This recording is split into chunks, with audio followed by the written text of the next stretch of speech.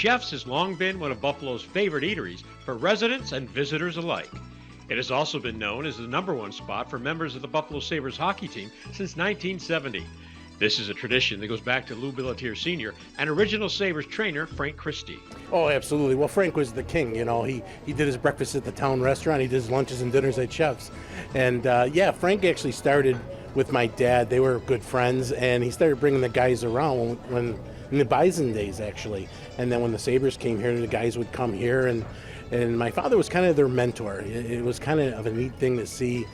Guys were 19, 20 years old, and it isn't like it is now. You know, they have handlers. And so my father, they ask him for advice, or once in a while they got a little skirmishes around town, and he'd help them out or whatever. And that's kind of how it evolved. And, you know, the next generation told the next generation, and that's why we've kind of had the players here all through the Sabres tenure. When I first came in from British Columbia, it was you have to go to Chef's for the pregame meal.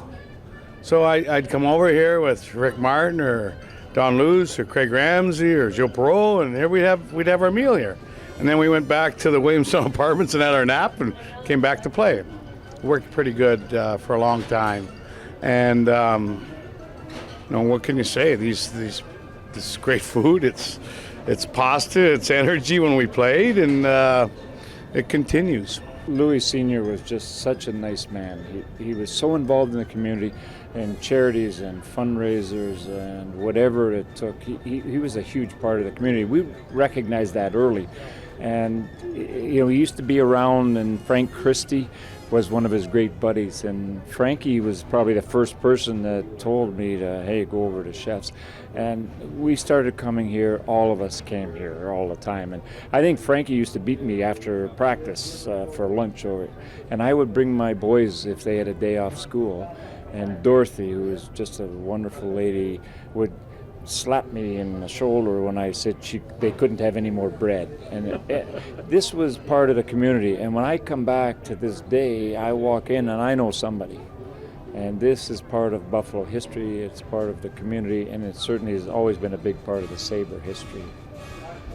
Louis used to be around the dressing room a lot with Frank Christie, and was always a helping hand, and he always would ask the guys to come over for lunch, and the boys obviously loved the food, so and it was handy for the odd, so we're always over there, and he was always gave Frank a helping hand, always gave us words of encouragement. He was like almost like a godfather for us around the dressing room. So the guys got to know him very well. They appreciated his company. They appreciated the lunches we used to have after practice. It was a place for us to kind of hang out after the practice. We were a bunch of young guys. It wasn't we go to the practice and everybody disappear. We all would hang out, and this was a great place to do it. And the boys would have a good time, especially the younger single guys. They didn't have a family to go to. This became family, and it just continued to snowball from there. Louis John was younger. He was, his father kind of started it, and Louis John has continued the tradition. So it was a great relationship. Has been for I've been here since '73, '74. So it's been just as strong as ever. Louis and Louis Jr. just like great people, and same with Mrs. Billatier and Mary Beth. They're just, they're heart and soul people. What you see is what you get, and that's a great thing. And it's just such a warm and atmosphere here to be able to come here and eat and talk to all the people that work here that are just super people, super nice people to be around. It was always just the place to go, and we knew Louis Sr. But Louis John was the stick boy for the visiting team, so we would bust his chops every now and then too. And now Louis John obviously is carrying on the tradition and continues to run the show. But I mean, it goes so far. Like Mike Foligno was coaching the Sudbury Wolves for 5 years. He coached that team up in Ontario, and one of the teams they played is the Erie Otters. Whenever Mike crossed the border, he would make a phone call, and Louis would set up a table, and Mike would bring his entire team here on the bus, and they'd have, it's just, one of the things that does happen here is the food's pretty good, so we can start with that.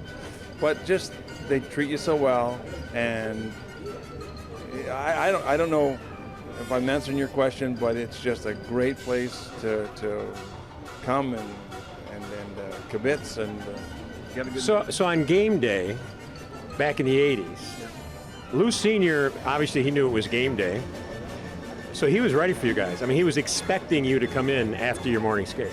Well, I think he was, because we'd always eat up front, and it was crazy. I always thought, this is kind of weird. How come there's always a table for us? What's this going on? But we would sit up front and have a bite to eat, and it was awesome. Well, it was a great advertisement, too, for the restaurant, because everybody knew if they came in, they'd have a chance to see the Sabres in here. I wasn't that smart back then. I didn't know that was the hook. You weren't hounded by autograph seekers? No, not me. The other guys were, but no, and they treated us really well here, and they've always been part of whatever we were doing. And even as I moved on with the Alumni Association, chefs has always been a big part of it, so it's all good.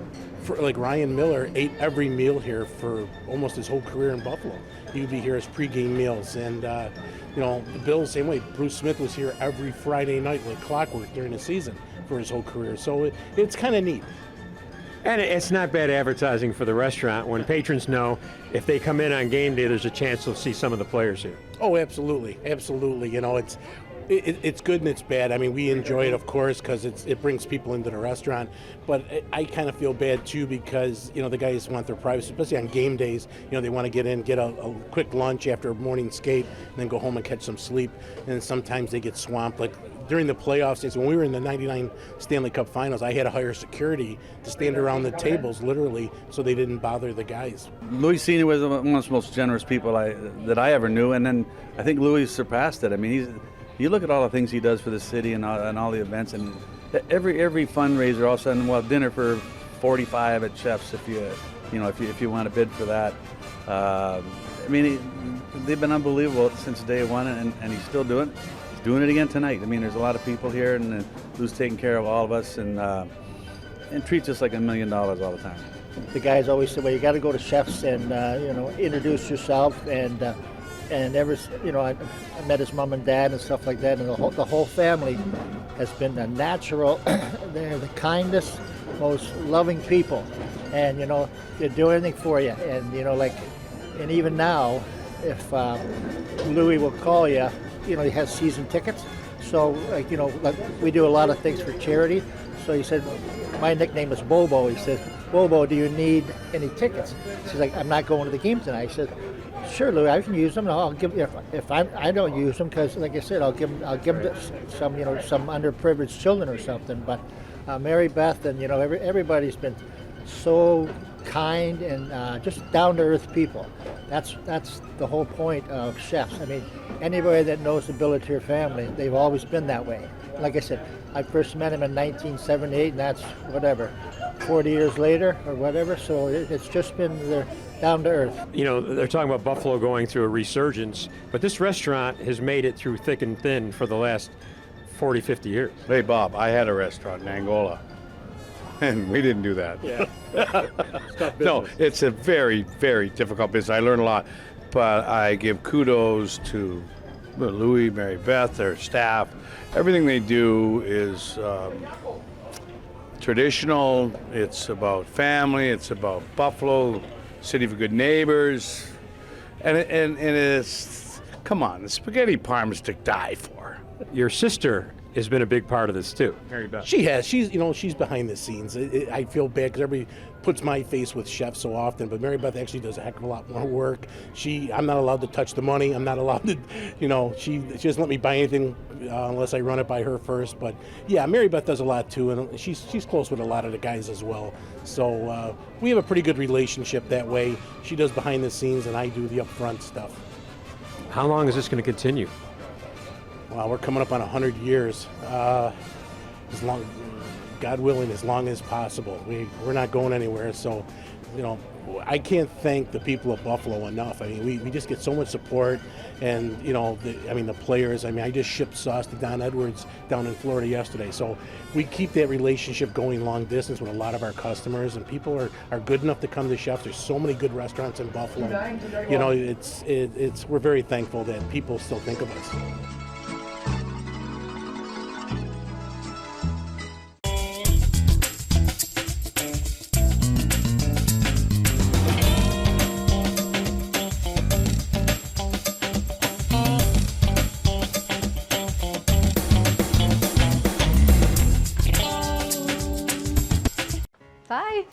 Bye. All right. Bye. Come home straight after school. Okay, love you. Bye. As a parent, you want to protect your kids from everything, which sometimes means telling them things they need to hear in order to keep them safe. Things like don't smoke and don't talk to strangers. But how many of us talk to our kids about gambling? Teen gambling can become an addiction, a pathway to other destructive behavior. Be aware of the warning signs. Have the gambling conversation with your kids. Need help? Visit PreventYouthGamblingNY.org to get started.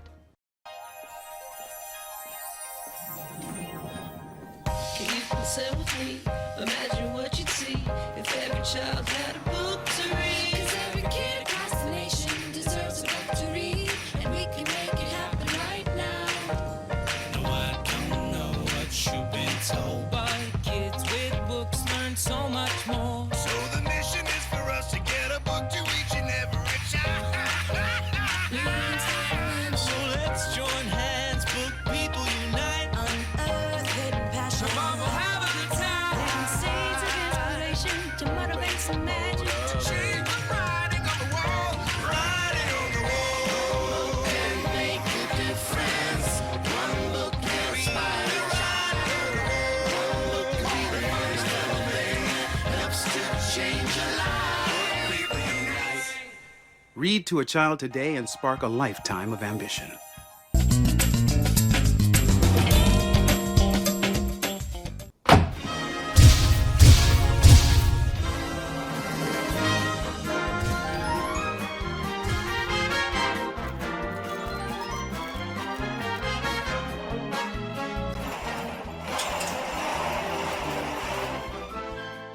I'm Cindy Abbott-Letro for Behind the Camera, and today we're going to talk with someone who has done multiple projects here in Western New York. You may not recognize him, but many of the things get quite a bit of play. Greg Robbins has made, well, I'll let him talk to us, because what you're involved in right now, you're directing a short film, but you've done many projects here. Yes, I think we've done 3 features, a couple of sitcom pilots, and a television series. Wow. And a docudrama. Now you're from California, but you're living in Amherst, New York now? Correct. I was born and raised in Los Angeles, California, and lived there till I was in my in my 30s. And I've been here now since 2011. And what brought you here? What brought you here? Well, I moved to the East Coast about 10 years ago and produced some a sitcom in Pennsylvania. And then a company picked up some kid shows that I was doing here in 2010. And when it was done, certain people in the industry, like Tim Clark, the film commissioner, and Matthew Nardone of ND Studios said, "Stay, you know, we need guys like you here." And so myself and my family are the recipients of the City of Good Neighbors. Well, so here we are, and we're still here. It's interesting because we've done a lot of different programs. I mean, there are large, productions that come to Western New York, like the Ninja Turtles and Marshall. I'm in Marshall. Are you? Okay. Yes, ma'am. Well, there are then also, though, these sort of working constantly kind of productions like yourself. Yeah, people say, are you a director, you an artist? But I'm just a laborer. I work and try to put out stuff that's good. But staying here in Buffalo, in the Buffalo area, and like I said, in Amherst, was a family decision, and we were all treated so well, and we have good friends here. We finally bought a home here, and this is our home. Well, how do you go about putting together a production? For instance, the title that you told me, this is Diary of a Lunatic, that you are doing here right now? Yes, ma'am. Diary of a Lunatic is this is based off of a journal that was written in German by a lady born in Egypt who lives in London. Okay. And her first language was German, and we translated it and thought, it's really unique, and I think it'll make a fun movie. So we're now doing the short film, and then I'll take it to NATB and pitch it and see what kind of funding we can get. So actually you put this together and it just gives a taste for what it really is. Correct. And then you show it to different people and they either say, correct, yes, I want to invest, or not. Or not, exactly. And I've done this about 7 times, and it's worked 3. Uh-huh. I've gotten 3 projects so far funded that way. Well, when you do this, do you bring in from California, wherever, your camera people, your stars, how do you get the crew that works on this, and how do you get the actors? The crew is with, like I said, Matt Nardone. I've worked with him since 2006. Everything I've done, My director of photography is Matt Nardone, and we've been putting together a crew and building a crew in Western New York with the help of the Film Commission for 6 years, and I've used 100% Western New York crew. We're like a family, but at the same time a team. Instead of reinventing the wheel every production, we use the same people, the same groups: hair people, makeup, wardrobe, electricians, cameramen, camera operator, stunt people. But yes, I have brought in actors because I built relationships with people back home, and I do bring in actors from Los Angeles and even Atlanta, New York. But crew, 100% here.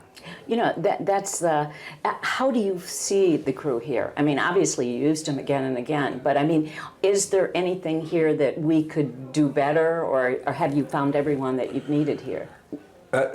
Right now, second to none. I broke into this business working for Jim Cameron, who at the time, Jim nor myself knew he was going to be one of the greatest filmmakers of all time.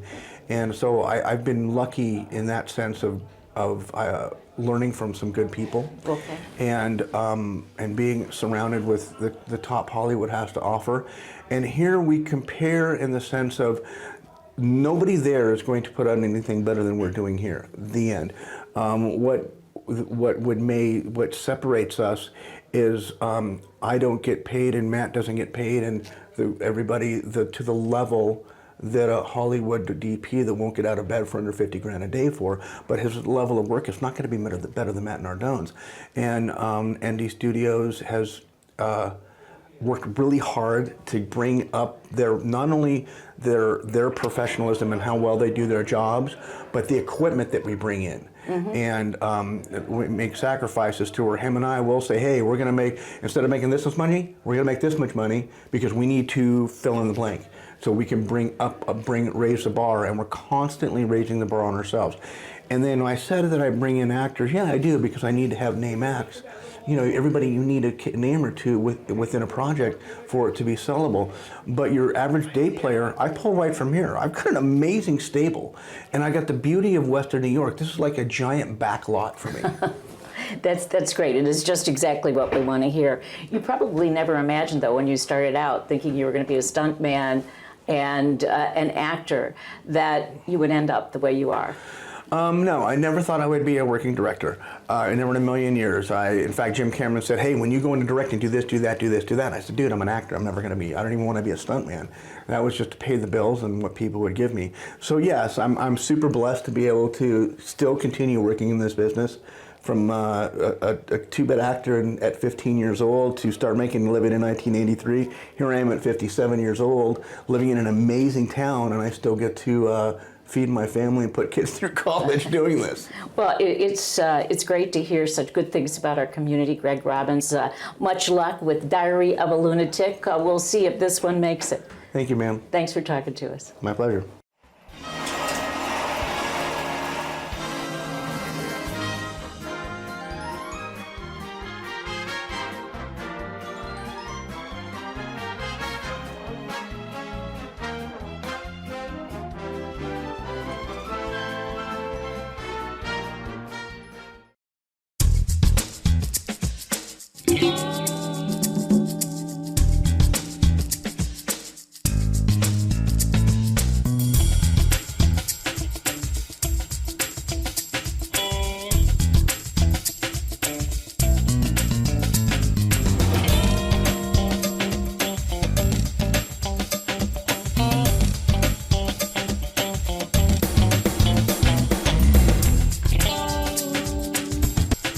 Bye.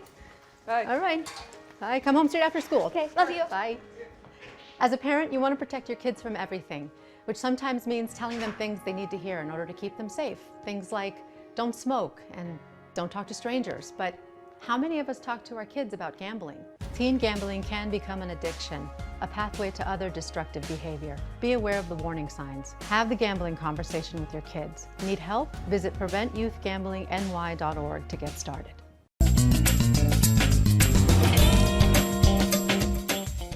Russell Salvatore is an iconic Buffalo restaurateur, building not one, but two highly successful dining establishments. The secret to Russell's longtime success is simple. I love it more than anything in the world. like I mentioned to people that came in Valentine's Day just recently, it's my 67th Valentine's Day that I've worked in a row. To see these kids get engaged and everything, I get a thrill out of it. I just enjoy trying to make people feel good and to be happy. And mostly all the places that I've had as I've gone along were like special occasion places. You're celebrating an anniversary or a birthday or something like that. It's a nice feeling to make them feel good. And if anybody knows me, I work 7 days a week and I'll work 15, 20 hours a day. That doesn't bother me a bit. Russ Salvatore's success has also allowed him to become one of the most philanthropic business owners in Buffalo's history. Russell's enormous generosity comes from his early years working for his father. My dad taught me when I was young, and he'd say, son, remember in this business, you have to give to receive. I could remember my dad when someone came in, he had a corner saloon, he always bought them the first drink, became friends with them. So maybe a little bit of that blood has flown to me. But I get a great feeling when I give back. And I have the feeling as I'm getting older, I'm getting more scared. I'm 84, and when I read that obituary column, I see all the young people passing away. I hope I've given every penny that I've got back to the community before I get upstairs in that place in good old heaven. Nobody's ever told me they got a good cocktail lounge up there or anything like that, you know. But if I do, maybe I'll find some guy that brought his money with him to buy me a drink, you know. It's a nice feeling. It started when about 5, 6 years ago when I broke my ankle at ECMC, and they were so good to me, and they were like television sets that were like 100 years old, and I told Jody O'Mayo, Jody, I'm going to buy new televisions for everybody in the hospital, and he thought I was crazy, and I said, I could not see people that are sick or they have to pay to put the TV on. And I says, I want to buy the contract out where nobody has to pay to put televisions on. And it mushroomed from that. And then I did it when a girl came in for Roswell. Imagine you got the worst disease, and she says, my mom has to pay $8.50 to turn the TV on. I've gone to every hospital that has to pay to put TV on and have replaced their TVs, or they don't have to pay to put them on. Brothers of Mercy, Roswell, the new children's hospital that's going to be going up out on Ellicott Street. I've always sat down with Joey LeMayo and I says, I want to be responsible for those TVs, and nobody has to pay to put TVs on. It's the most ridiculous thing in the world. It's not a lot of money. I don't have a lot of money, but I make a lot of money, and every penny that I make will go back to the community. Recently, Russ Salvatore made the largest donation of his career, pledging $1 million to ECMC. Well, you know, the recent donation is the biggest donation that I've ever made. I got scared. I know Sue Gonzalez, that's in charge of the hospital over there a little bit, and she started talking to me about doing some renovations for the, they're going to do an emergency room and an entrance and a foyer. So my good friend Don Prino, which is the most talented guy in the world, I talked to him, he went over there, we looked at it, and we came up and we drew a few renderings for Susan of what the hospital should look like. She got very excited, they put that in their plans, and she said to me, she says, could you see your way clear to donate $1 million? You know, and I looked at my future there, and I said, I still have money left, but then we have money working for us. It's just that people might mislead. I just don't bring my checkbook up and sign a check for $1 million. It's a commitment that I would give for Susan over a period of 8 years. I'll give her a couple $100,000, but then the rest of the money is working, and over a period of 8 years, we will have that commitment paid off. Like I said, you do little things like that. We have been busy, knock on wood, and I really think the reason we're as busy is because I'm giving back. People like to see, it's their money. It's not my money, it's the customer's money. They come in here, they got a piece of that action at ECMC. One group Russ Salvatore has greatly helped are the local service veterans, and that commitment has been demonstrated by the building of the beautiful Patriots Park located in front of Russell's on Transit Road. The veterans I've come close with, I mean, the park in the front was supposed to be land that I bought to put a plaza up. The day they were supposed to build the plaza, I decided, Charlie told me, he says, you know, you don't need no plaza. A good friend of mine, Charlie. So I says, you know, I canceled the plaza. He said, I'm going to put a park in there. And Charlie called it, says, make it Patriots and Heroes Park. So we're doing it for all the Patriots and for other things like memorials like 9/11. Don Perino, my good friend, has designed everything in that park. He's made everything with his hands, most talented guy around, the Battle of the Bulge. By doing this now, all of a sudden, it become a place where veterans are coming in, and we got the biggest flag in Buffalo, New York State, and it's become, I was in the service, but I was fortunate not to have to go with some of these veterans. It's just, for them, I don't have no idea why it became big with the Patriots and Heroes, you know. Russ Salvatore's ability to help countless local charities and organizations stems from his phenomenal success running a 5-star restaurant. If it's a special occasion, Salvatore wants you to celebrate it at Russell's. It's just my nature, you know. I mean, I work the desk, and I'm lucky that the Lord made me so sociable. I mean, I can have you come in for your anniversary, and I'd say, geez, you look beautiful tonight. What are you celebrating?